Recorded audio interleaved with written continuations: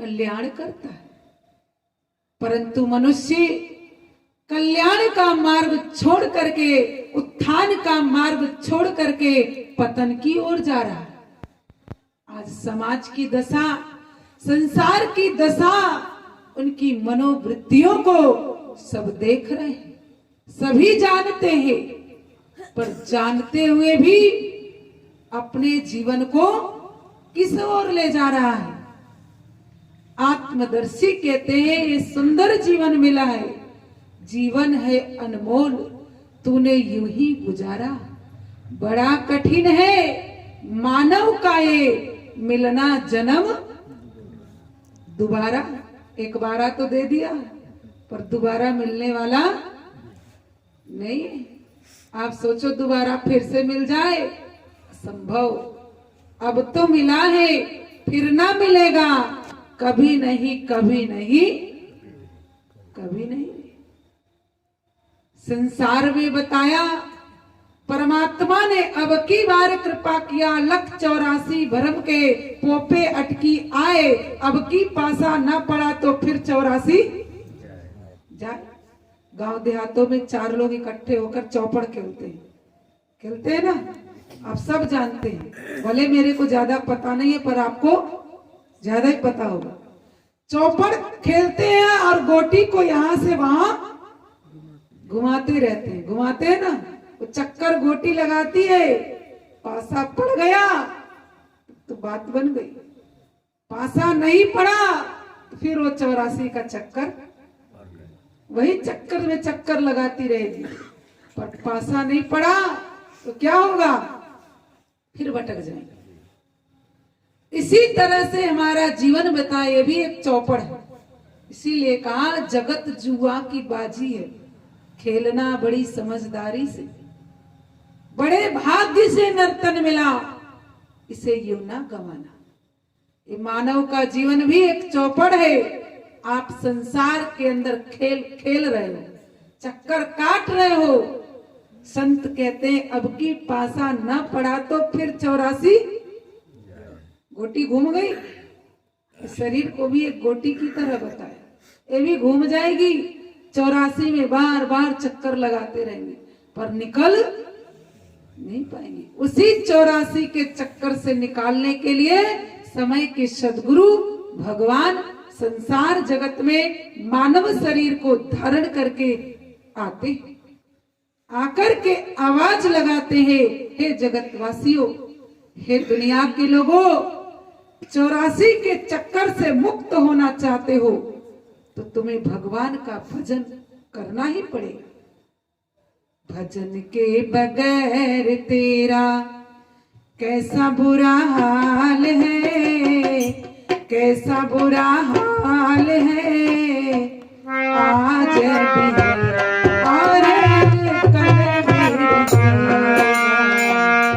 भजन के बगैर क्या कहते हैं, भजन के बगैर तेरा कैसा बुरा हाल है, आज भी है और कल भी रहेगा। किसका भजन, किसका भजन करने आए थे?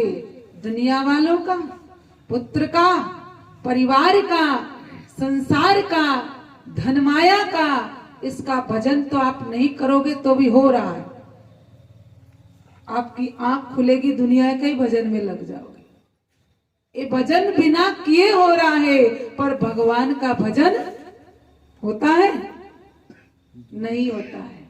बार बार प्रेशर दिया जाता है, बार बार कहा जाता है, हे दुनिया वालों, भगवान का भजन ही सत्य है। भगवान शंकर ने मां उमा को अपना निज अनुभव बताया था। हम आप तो पढ़ लेते हैं, सुन लेते हैं, गा लेते हैं, थ्योरी करके छुट्टी कर देते हैं, पर प्रैक्टिकल रिसर्च किया भगवान शंकर ने और अपना अनुभव किसके सामने रखा? मां उमा के सामने। भगवान शंकर क्या कहते हैं? उमा कहाँ हूं मैं अनुभव अपना, सत्य हरि भजन जगत सब सपना। उमा कहूँ ते लोग अभागी, उमा कहूँ ते लोग अभागी, हरि तज हो विषयन भाई। हे भाई, भगवान शंकर कहते हैं, भगवान कह रहे हैं उमा मेरा निज अनुभव क्या था। उमा कहूं मैं अनुभव अपना, सत्य हरि भजन जगत सब सपना। जिसको आप कहते हैं अपना, आप क्या कहते हैं अपना, उसको भगवान ने कहा सपना। आप किसे सत्य मानते हैं, अपना कि सपना? सत्य क्या है? न अपना ही है और न सपना है। सत्य क्या है? सत्य है भगवान का भजन। जिस भजन को भगवान शंकर ने कैलाश पर्वत पर बैठ करके किया था, जिस नाम की धुनी रमाई थी, जिस नाम का नशा किया था, किसने? भगवान शंकर ने। किस नाम का नशा किया था? लोग कहते हैं जी शिवरात्रि आ रही है, अभी से तैयारी करना चालू कर दो। क्या चढ़ाओगे भगवान शिव जी को? जिसको जो चीज प्रिय होगा वही तो चढ़ाएगा। लोग कहते हैं भगवान शंकर को भांग बहुत प्रिय था। शिवरात्रि से लेके होली तक भांग घुटेंगे, घोटते हैं ना गांव देहात। कहेंगे भगवान शंकर को भांग बहुत प्रिय था। गांजा आपको पीना अच्छा लगता होगा तो कहेंगे गांजा ही भगवान को अच्छा लगता था। अब कहते हैं जीवन के अंदर आपने इन चीजों को, कोई भांग चढ़ाया, कोई धतूरा चढ़ाया, कोई गांजा चढ़ाया, कहते भगवान शंकर को ये प्रिय था। तो आप विचार करें, ये चीज आप चढ़ा देते हैं किसके लिए? अपने लिए। उनको चढ़ा देंगे तो हमको पीने को मिलेगा, हमें खाने को मिलेगा। पर भगवान शंकर ने तो जहर भी पिया था। मैं तो कहूं जहर चढ़ा करके खुद पी लो। भगवान शंकर ने जहर का पान किया था। जब समुद्र मंथन हुआ, 14 रत्नों में से एक रत्न विष निकला था। पूरी दुनिया समाप्त होने जा रही थी, कोई आगे नहीं आया, पर भगवान शंकर आगे आकर हलाहल विष का पान किया। उनके पास कौन सी बूटी थी, उनके पास कौन सी शक्ति थी जो उन्होंने उस विष को अपने कंठ में धारण कर लिया, कंठ से नीचे नहीं उतरने दिया। आप भगवान शिव जी का तस्वीर देखेंगे, उनका गला नीला है। आपने क्या कहते हैं? नीलकंठ महादेव। नीलकंठ के नाम से भी आप जानते। अब उन्होंने हलाहल विष का पान किया। क्या दुनिया वाले पी लेंगे? नकल तो हम कर रहे हैं। भगवान ने गांजा पिया, भांग पिया, तो हम भी पी लें। आप गांजा भांग पी लेंगे, मैं मानती हूं, पर जहर भी पी लो। किसी में ताकत है?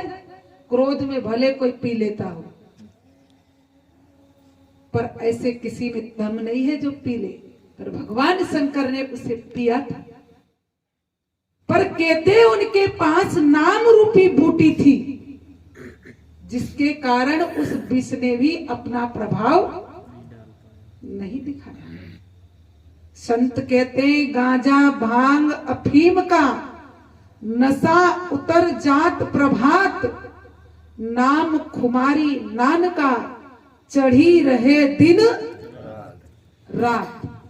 आप जिसे चढ़ाते हैं, सुबह चढ़ाओगे तो शाम को उतर जाएगा, और शाम को चढ़ाओगे सुबह उतर जाएगा।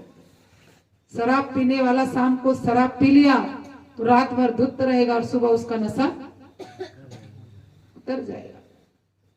तो संत कहते हैं नाम खुमारी नान का चढ़ी रहे दिन रात। कौन सा नशा है जो रात दिन चढ़ी रहती, कभी नहीं उतरती? आपने किया है? कौन सा नशा है? भगवान शंकर ने नाम का नशा किया। कौन सा नाम? ओम नमः शिवाय, यही किया था? नहीं, सीताराम, राधे श्याम, ओम नमो भगवते वासुदेवाय, बहुत सारे नाम हैं। कहते हरि के 1000 नाम और कृष्ण के करोड़ नाम। करोड़ों नामों में से कौन सा नाम, हजारों नामों में से कौन सा नाम है जिसका नशा भगवान भोलेनाथ ने किया और उन्हें दिन रात चढ़ी रहती थी? तो कहाँ रहते थे? कैलाश पर्वत।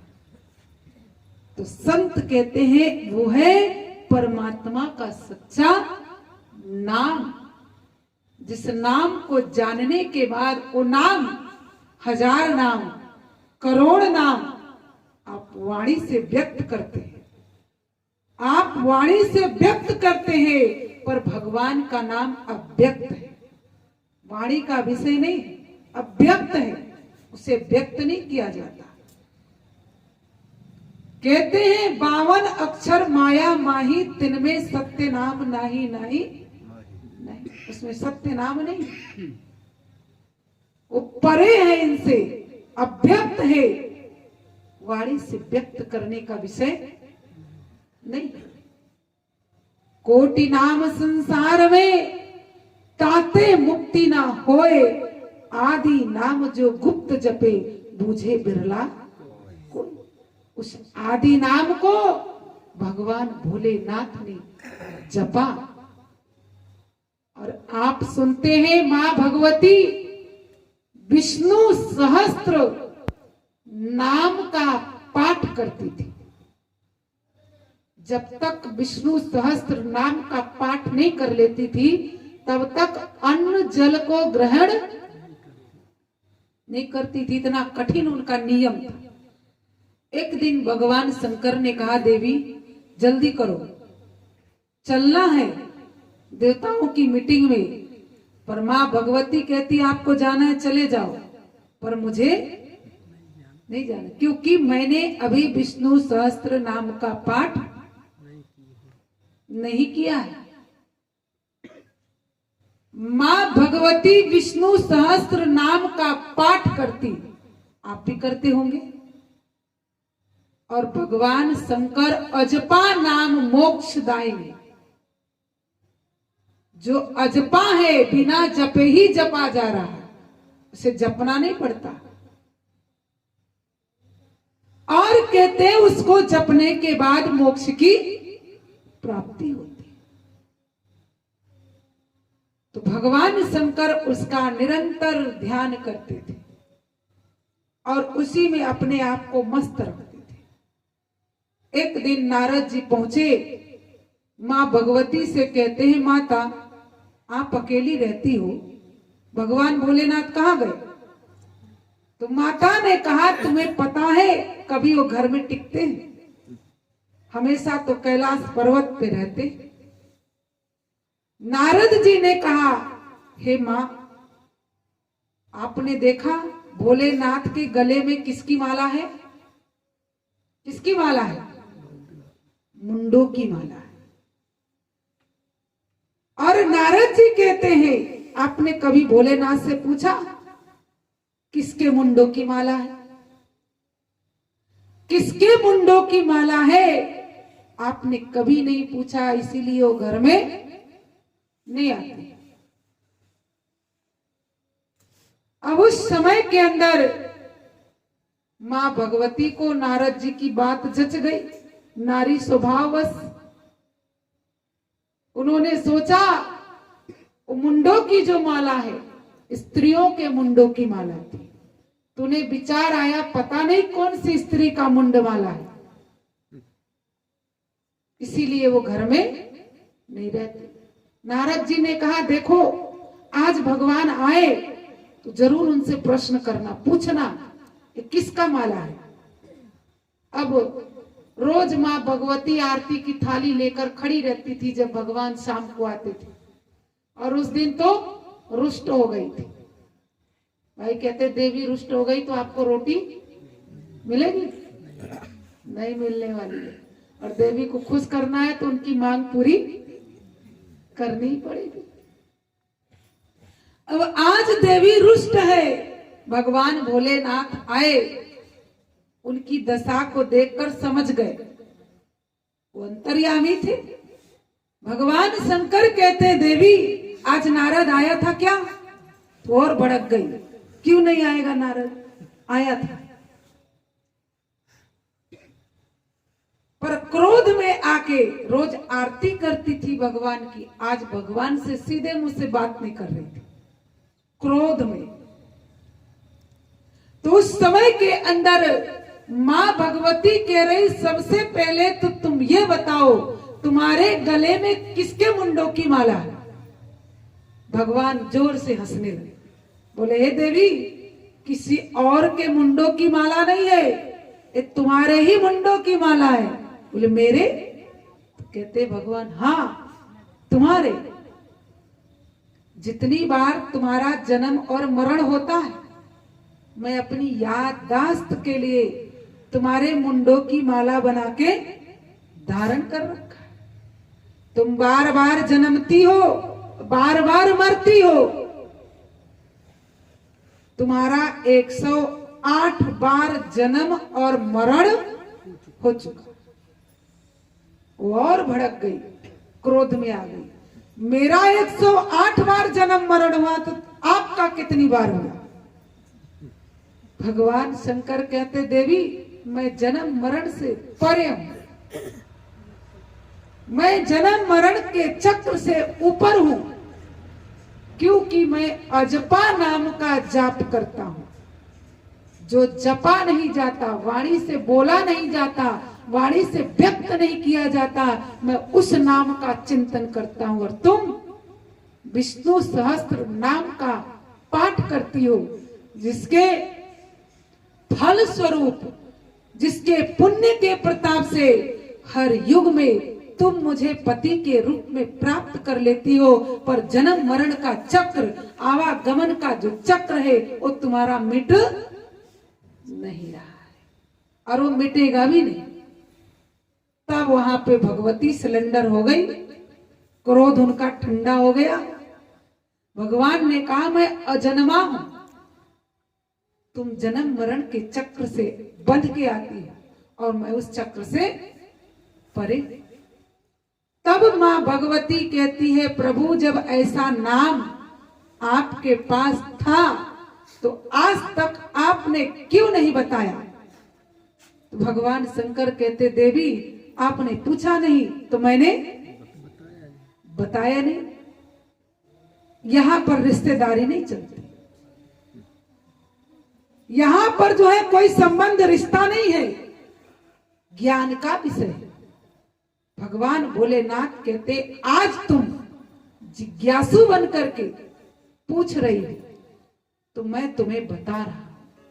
तुमने पूछा नहीं तो मैंने बताया नहीं। कोई खाने का ज्ञान तो है नहीं, कोई सोने का ज्ञान तो है नहीं, कोई कमाने का ज्ञान तो नहीं, कोई खेती करने का ज्ञान तो नहीं है। तुमने कहा और हमने दे दिया।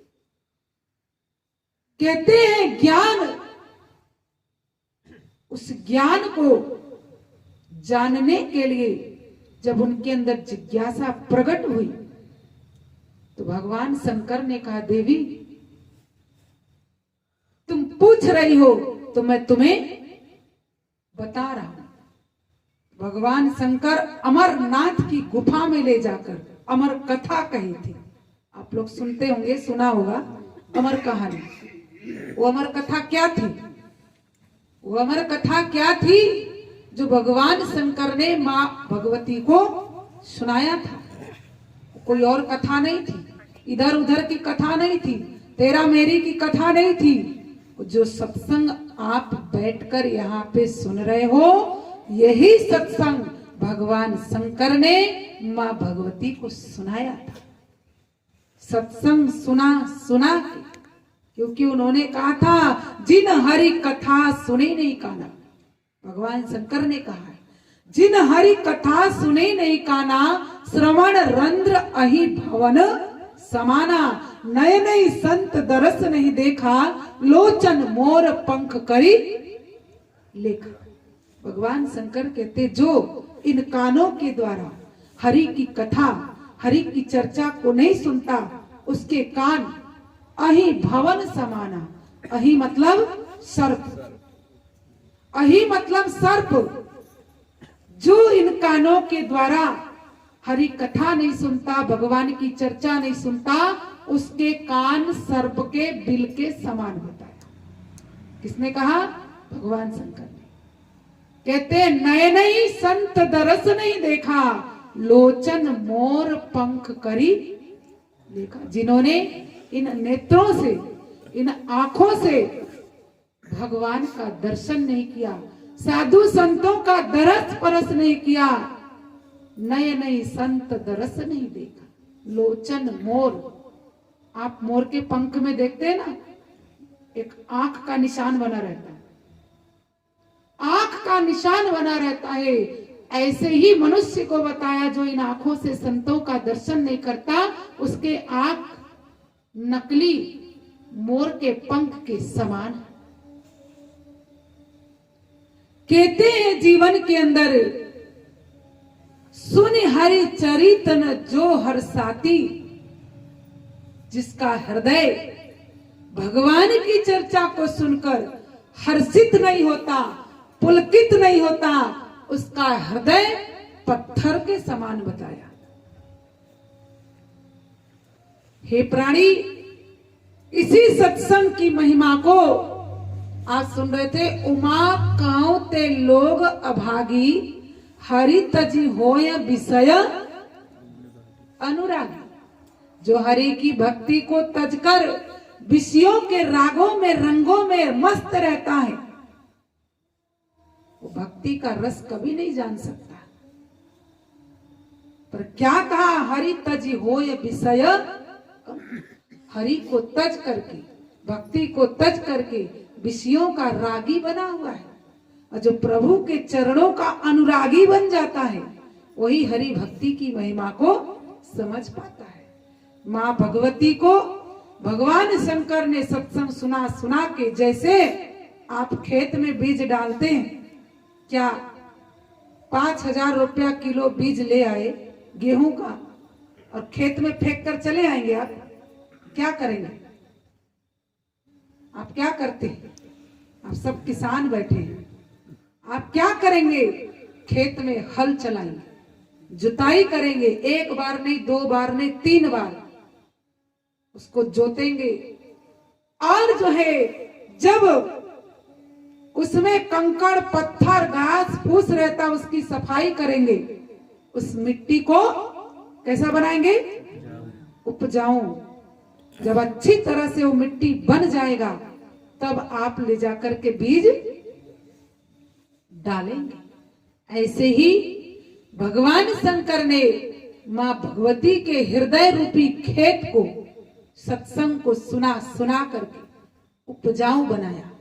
पर ज्ञान भगवान शंकर ने नहीं दिया, नारद जी को बुलाया, क्योंकि आग तो नारद जी ने लगाया था ना। इसीलिए कहते हैं कहीं आग लगाया करते हैं तो कहीं आग बुझाया। संतों का काम है, कहीं आग लगाते हैं तो कहीं आग बुझाते हैं। अब आग लगाया था नारद जी ने, और प्रेरणा किसकी थी?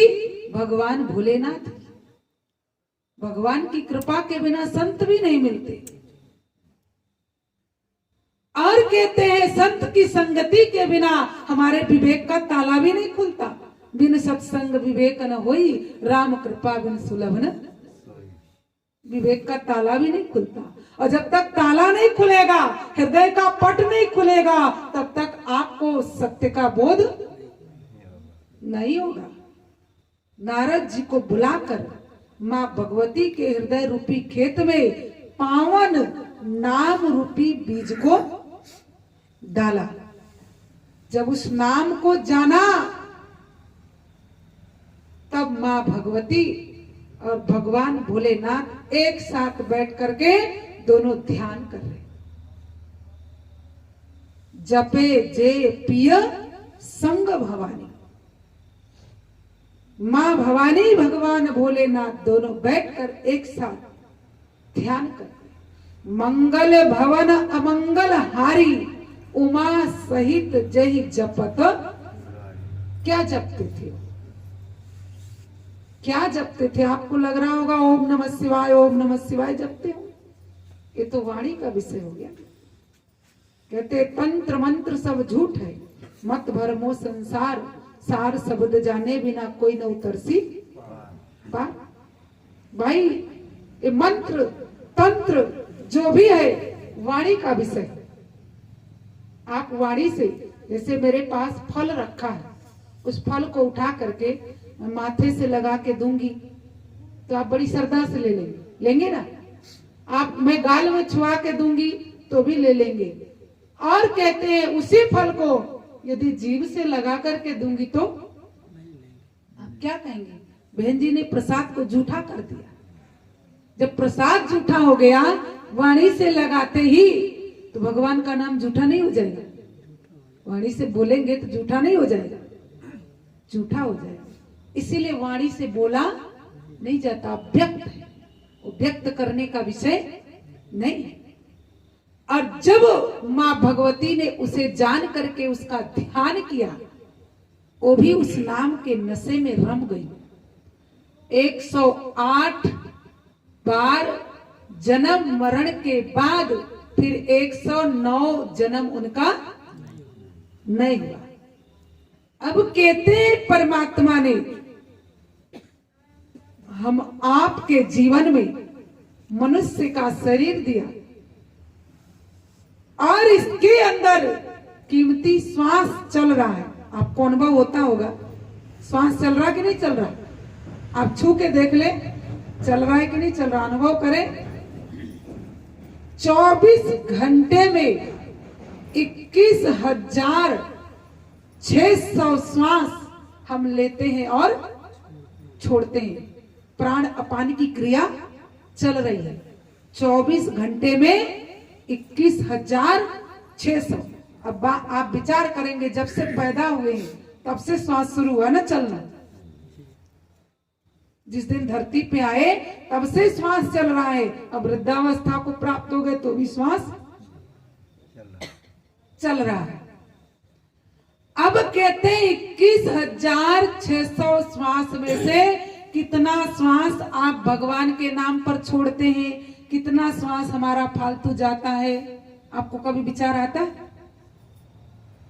विचार करने के लिए फुर्सत ही नहीं है तो विचार कहां से आएगा?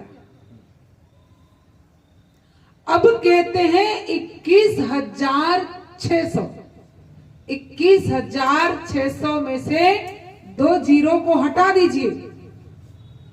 21,600 में से 2 जीरो को गोल कर दो, हटा दो, तो कितना बचेगा? 216। अब 216 में आप 2 का भाग दे दें तो कितना बचेगा? जब आप 2 का भाग दे देंगे तो कितना बचेगा उसमें? 108। और वही 108 मड़के की जो माला है, दुनिया वालों ने हाथ की माला बना ली। 108 बार मां भगवती का जन्म मरण हुआ और कहते 108 श्वासों के अंदर माला चल रही है। चल रही है ना? नहीं चल रही तो बता दें आप। यदि ये नहीं चलेगा तो खेल खत्म हो जाएगा। वही 108 माला हमारे अंदर चल रहा है और दुनिया वाले बाहर घुमाते। और एक थैली रख लेंगे और तुलसी की माला, कोई मोती की माला, अब उसमें जो है मोती सरकाएंगे। ओम नमो भगवते वासुदेव देवाय, ओम नमः शिवाय, कोई राधे राधे, कोई सीताराम मुंह से जप रहे हैं और हाथ से मड़के सरका रहे हैं और मनीराम चक्कर काट रहा है। कहाँ काट रहा है? यदि बूढ़ी माई जी हैं, अम्मा जी हैं, राम राम राम राम राम मुड़ के सरक रहे हैं, बेटा देखना चाय चढ़ी है गैस पे, कहीं गिर न जाए, राम राम राम राम सीताराम, देखना बेटा चाय छान के लिए, राम राम राम राम सीताराम। क्या है? संत कहते हैं माला तो कर में फिरे, जीव फिरे मुख माही, मनवा तो चौदिसी फिरे, यह तो सुमिरन नहीं। माला हाथ से घूम रही है। अब जब जिस दिन हमारे हाथ काम नहीं करेंगे तो माला तो बंद हो जाएगा ना। जिस दिन हाथ काम नहीं करेगा उस दिन तो माला घुमाना बंद हो जाएगा। फिर क्या हम माला घुमाने के अधिकारी नहीं है? भाई हम मंदिर चल के जाते हैं और जिस दिन पैर काम नहीं करेंगे तो क्या हम मंदिर नहीं जा सकते? कैसे जाएंगे आप? तो संत कहते हैं जब माला को घुमा रहे हैं हाथ से, मुंह में राम राम चल रहा है और मनी राम चारों दिशाओं में चक्कर काट रहा है, कहीं खेत में बीज डाल रहा है, कहीं बिजनेस कर रहा है, कहीं धंधा कर रहा है, कहीं खेती में पानी लगा रहा है, कुछ भी कर रहा है और हाथ से माला घूम रही। तो कहते जीवन में माला मन से लड़ पड़ी। इस माला को हम घुमा रहे हैं, वही माला एक बार मन से झगड़ा कर लिया। आपके मन ने किया कभी झगड़ा? अभी आप नहीं जानते। क्या कहा? माला मन से लड़ पड़ी, क्यों फेरत है मोय, और मन माला के फेरते घट उजियारा होय। जो हाथ की माला है वो मन से लड़ गई तो मुझे क्यों फेरती? यदि अपने मन की माला फेर ले तो तेरे घट में उजियारा हो जाए। ये हमारा तन ही मंदिर है और तन रूपी तन चलता फिरता मंदिर है। भगवान इसी के अंदर है। हाथ नहीं चलेगा तो भी वो माला चल रहा है, पैर नहीं चलेगा तो भी वो माला चल रहा है। वो कौन सी माला है? श्वासों की माला। और श्वासों की माला को जब माँ भगवती ने जाना और उसे जपा तो जन्म मरण के चक्र से मुक्त हो गई। आइए हम आपको भी जन्म मरण के चक्र से मुक्त होना है तो हमें भी कर का मड़का डाल दे और मन का मड़का फिर। कबीर दास जी क्या कह रहे हैं दुनिया वालों? कर का मड़का डाल दे और मन का मड़का फिर। मन के मड़के को जब आप फेरना सीख जाओगे पर वो मड़के की विधि कौन बताएगा? कौन बताएगा उसे? तो संत ऋषि समझाते हैं। उसे जानना चाहते हो तो सदगुरु की खोज करनी पड़ेगी, उनकी शरण में जाना पड़ेगा। क्योंकि भगवान कृष्ण ने अर्जुन को कहा था, हे अर्जुन किसी तत्वदर्शी महापुरुष की शरण में जा और तत्व से तू मुझे पहचान। तू मुझे देख रहा है, मैं वो चीज नहीं, मेरा वास्तविक स्वरूप कुछ और है। तत्वदर्शी की शरण में जा। तद विधि परिपातेन परिप्रश्नेन सेव्या ते उपदेक्षन्ति ज्ञान ज्ञानिस्त तत्व दर्शिना। भगवान कृष्ण कह रहे अर्जुन तत्ववेदा महापुरुष की शरण में जा। इन्हें कहा तू आ और मैं तुझे ज्ञान दे देता हूं, तू ले ले। ये नहीं कहा। वो कह रहे तू जा किसी तत्वदर्शी सदगुरु की शरण में। तद विधि पर कैसे जाओगे सदगुरु के पास? तो उन्होंने विधि बताया है। गीता को आप पढ़ते होंगे, गीता में लिखा है हे अर्जुन तद विधि मतलब विधि विधान से, सेवा की भावना लेकर, हाथ